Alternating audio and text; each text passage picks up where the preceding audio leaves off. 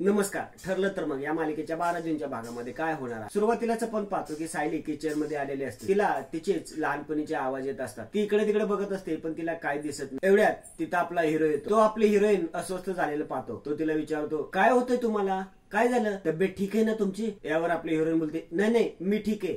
आपला हिरो तिला पाणी देतो. आपला हिरो बोलतो, नक्की काय होतंय तुम्हाला. आपली हिरोईन बोलते, काय सांगता येत नाही नक्की काय होतंय मला, पण या घरात आल्यापासून वेगळंच वाटतंय मला. असं वाटतंय की मी याआधी या घरात कित्येक वेळा आलीये. आपला हिरो बोलतो, हो मिसेस सायली, तुम्ही याआधी सिनियरच्या घरी येऊन गेलात ना, पण मी या स्वयंपाकघरात कधीच आले नव्हते. तरी मला हे स्वयंपाकघर खूप ओळखीचं वाटतंय. मला असं वाटतच नाहीये की मी या घरात पाहुणी आहे. It's okay Mrs Sayali, relax.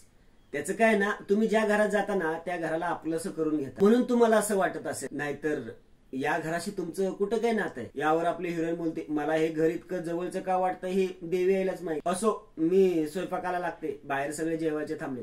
आपला हिरो बोलतो, हो हो मी बाहेर पाणी घेऊन जातो. आपला हिरो बाहेर पाणी घेऊन जातो. इकडे अस्मी तन्वीला बोलत असते, नको ग रडूस, तुझे डोळे बघ किती सुजलेत, जरा शांत हो ना. यावर तन्वी बोलते, अगं मी रडणं थांबवण्याचा खूप प्रयत्न करते ग, पण आईची आठवण आली की आपोआप रडायला येतंय. अस्मी बोलते, तू जरा शांत हो, बरं वाटेल तुला. पण मला एक गोष्ट कळत नाहीये तन्वी, तू तुझ्या आईसारखी वागायला हवी होतीस ना, पण प्रतिमा आत्यासारखी तर वागते सायली. हे दरवेळेला कसं होतं, पण दरवेळेला मला हे खटकतं, पण आज तर पूर्ण आजी आणि रविराज काकांच्या पण लक्षात आलं. तन्वी म्हणतच बोलते, ज्याची भीती होती तेच घडतंय. या लोकांना आता प्रश्न पडायला लागलेत की सायली आणि प्रतिमेमध्ये नक्की नातं काय आहे. अस्मी बोलत असते, नाही म्हणजे सगळ्यांची काळजी तर तू घ्यायला पाहिजे होतीस ना, पण ती सगळी कामं तर सायली करते. यावर तन्वी बोलते, अगं ती फक्त नाटकं करते, याच्यापेक्षा वेगळं काय येतं तिला. तुला माझं दुःख कळतंय ना ग, आईसाठी तडपडते ग मी, मग या सायली सारखं नाटक करणं मला कसं सुचणार ग. अस्मी बोलते, ते पण बरोबर आहे ग, पण सायलीला पूर्ण आजीच्या सगळ्या सवयी माहित आहेत आणि तुला एकही माहित नाही. ते कसं काय. अगं सायली 24 तास घरीच तर असते, मग तिला या सगळ्या गोष्टी कळल्या तर त्यात आश्चर्य काय. आणि मला नाही वाटत की सायली माझ्या आईसारखी आहे ते. अस्मी बोलते, हो ना, त्या सायलीला घरातील कामाशिवाय काय येतं, लाईफ काय आहे तिला. पण तरी ग प्रतिमा आत्याच्या छोट्या छोट्या गोष्टी तिला कशा काय माहित असतात. अगं ती फक्त नाटकं करते ग, तिने ना प्रताप मामा किंवा कल्पना आत्याकडून ह्या गोष्टी जाणून घेतल्या असणार आणि आता बाबांना इम्प्रेस करण्यासाठी वापरते ग त्या सगळ्या गोष्टी. माझी आई नाही ग आता, आणि सायली माझ्या बाबांना माझ्यापासून तोडण्याचा प्रयत्न करते आता. आणि तन्वी जोर जोरात रडायला लागते. अशी बोलते, अगं नाही नाही नाही, तू रडू नकोस, रविराज काकाला तुझ्यापासून कोणीच तोडणार नाही, रडू नकोस. तन्वी बोलते, पण तू बघितलंस ना, ती एकही संधी सोडत नाही अगं. आता बघ ना, आपण आई गेल्याच्या दुःखात होतो तरी सायली माझ्या आईची साडी नेसून आली, सगळ्यांचं लक्ष वेधून घेतलं तिने.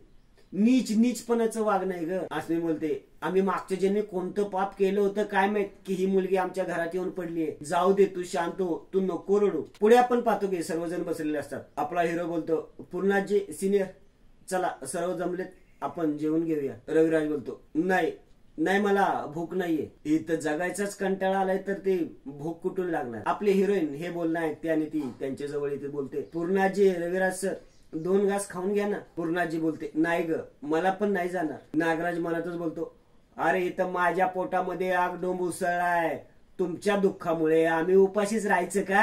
आपला हिरो बोलतो, हे बघा तुम्ही जर जेवला नाही तर घरात कुणीही जेवणार नाही. पूर्णाजी तन्वी पण जेवणार नाही. तन्वी उपाशी राहिलेली तुला आवडेल का. आपले हिरोईन बोलते, असं म्हणतात की माणूस गेल्यावर त्याचा आत्मा त्या घरात 10 दिवस असतो, त्याचा जीव त्याच्या कुटुंबात अडकलेला असतो ना, मग तुम्ही तुमच्या खाण्यापिण्याचे असे हाल केले तर प्रतिमा आत्याला काय वाटेल. पूर्णाजी बोलते, रविराज माझ्या प्रतिमाला नको त्रास व्हायला, आपण थोडं खाऊन घेऊया. पूर्णाजी उठून जेवण करायला जाते. रविराज तिथंच बसलेला असतो. इकडे साक्षी जेलमध्ये महिपतला ही बातमी सांगायला येते की प्रतिमाचं प्रेत सापडलं. महिपत बोलतो, प्रतिमा किल्लेदारचं प्रेत सापडलं, काय आटा पडला काय खाली, कसं शक्य, साप खोटे ते. साक्षी बोलते, अण्णा ही गोष्ट 100% खरी आहे. अहो त्या अर्जुनच्या आईने चैतन्याला कळवलंय, आता चैतन्य त्या किल्लेदारच्या घरी गेलाय हो. महिपत बोलतो, हे आजकालची प्रेत काय 20-20 वर्ष टिकतात का काय, नाहीतर त्या प्रतिमा किल्लेदारचं प्रेत सापडणं काही शक्य नाही. नाही तुला आणि त्या नागराज शेठला मी काय सांगितलं होतं, त्या प्रतिमा किल्लेदारला मी मारलंय, त्या अपघातात वाचली होती, मी तिला गाठली आणि या हाताने तिला जाळून मारलंय. मग मला सांग तिचं प्रेत सापडणं कसं काय शक्य आहे. यावर साक्षी बोलते, मग आता जे हे काय चाललंय ते काय चाललंय. यावर महिपत बोलतो, एक तर हे नागराज शेठचं डोकं असणार नाहीतर त्या प्रियाने काहीतरी शक्कल लढवली असणार. पण आता जे काय घडतंय ना ते आपल्या दोघांच्या फायद्याचं आहे. कसं तर किल्लेदार आणि सुभेदार हे घरात टिप्पे गाळण्यात बिझी असतील तेव्हा परिस्थितीची लगाम अशी हातात घे आणि अशी बाजी पलटव ना की त्या अर्जुन सुभेदारला पाणी प्यायला पण फुरसत मिळाली नाही पाहिजे. इकडे पूर्णाजी जेवण करायला आलेले असते पण रविराज तिथेच बसलेला असतो. आपली हिरोईन जेवणाचं ताट घेते आणि रविराज जवळ जाते आणि बोलते, रविराज सर, अन्नावर ना राग धरावा ना दुःख. तुम्ही तुमच्या तब्येतीची अशी हेळसांड केलेली प्रतिमा त्यांना आवडेल का? थोडस तरी खाऊन घ्या ना प्लीज. रविराज काहीच बोलत नाही. आपली हिरोईन त्याच्या समोर बसून त्याला घास भरवते. रविराज तिच्याकडे बघतच राहतो. तन्वीला आपल्या हिरोईनचा खूप राग आलेला असतो. तन्वी रविराज जवळ येते बोलते, बाबा तिकडे माझ्या जवळ बसा आणि जेवा. सुमन बोलते, अगं पण सायली भरवते ना भाऊजींना. तन्वी बोलते, त्याने काय होणार आहे? एक एक घास भरवून पोट भरणार आहे का? ते का नाही बाबा, तिकडे बसून पोटभर जेवून घ्या. चला या. रविराज बोलतो, हो हो ठीक आहे येतो मी. तन्वी रविराजच्या हाताला धरून घेऊन जाते. सर्वजण जेवण करायला बसतात. सुमन सायलीला बोलते, सायली बाळा किती अलगद तू आमच्या दुःखाचा भार तू तुझ्या खांद्यावर घेतलास ग. नागराज सुमनला बोलतो, सुमन भात वाढ ना. सायली सर्वांना जेवण वाढत असते. अर्जुन मनातच बोलतो, आज सिनियर आणि पूर्णाजी तुमच्यामुळे जेवणार आहेत मिसेस सायली. एखाद्याच्या जखमेवर फुंकर कशी घालायची हे तुम्हाला चांगलंच कळतं. इकडे साक्षी चैतन्यला दूध घेऊन येते आणि बोलते, चैतन्य थोडं दूध पिऊन घेतोस? आल्यापासून काहीच खाल्लेलं नाहीस तू. साक्षी चैतन्याला दूध देते. साक्षी बोलते, चैतन्य रविराज सरांनी काय खाल्लं नसेल ना, आपण त्यांच्याकडे जेवण पाठवायचं का? पण मला नाही वाटत की आता कोणी माणसं असतील तिथं सगळं हे करण्यासाठी. चैतन्य बोलतो, माहित नाही, हे सगळं डिस्कस करण्याची कोणाची मनस्थितीच नव्हती का तिथे, आणि माझंही काय अर्जुनशी परत बोलणं झाले नाही त्यामुळे. साक्षी बोलते, अर्जुनशी तुझं बोलणं? चैतन्य बोलतो, अर्जुनशी म्हणजे अगं रविराज सरांच्या घरी अर्जुन पण होता, त्याचं आणि माझं काही बोलणं झालं नाही असं म्हणतोय मी. चल मी आलोच.